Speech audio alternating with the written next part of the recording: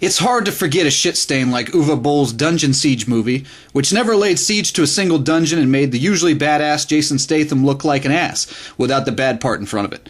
But such was to be expected from Uwe Boll, who likewise did his best to murder Far Cry, Blood Rain, and Alone in the Dark.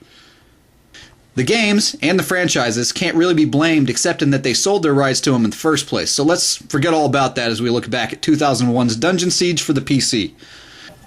I remember slamming down large sweet teas and riding the sugar high while diving into this one with obvious fondness, both for the game and for the sweet tea, but I had to trade sugar for that crazily named stevia shit and get my ass to a gym almost a decade later.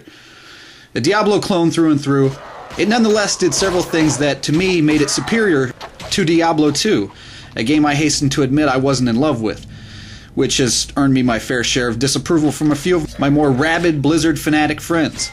Yes, you in the Blizzard logo emblazoned baseball cap, I'm talking to you. For starters, the lush, colorful 3D graphics and diverse environments put anything in that game to shame with its dated even at the time visuals, while the complete lack of loading screens while transitioning between outdoor areas and dungeons came as a revelation, and really helped to immerse you in the game's world, which was a good thing since the game had very little story to speak of and its world was mostly just pure D&D. The role-playing, while light, was well executed in that you didn't simply pick a character class at start, but instead leveled up your skills based on how you played the game. If you defaulted to spells, your magical ability would increase, while the same was true of characters who preferred to brawl with weapons up close and personal like. Another twist that made Dungeon Siege special was its party-based system, which allowed your character to take on and control several allies in an almost strategic manner.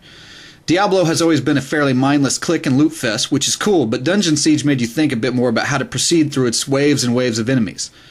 I regrettably never played the second entry in the series, but with the third due out in May, it seemed like a good time to revisit the original, which I remember for mostly positive reasons. But I also remember the ending, which was damn near one of those old NES victory screens that's all basically like, "Congratulations, you won." I mean, really, would it have frickin' killed the devs to do up a story-driven cutscene? Come on.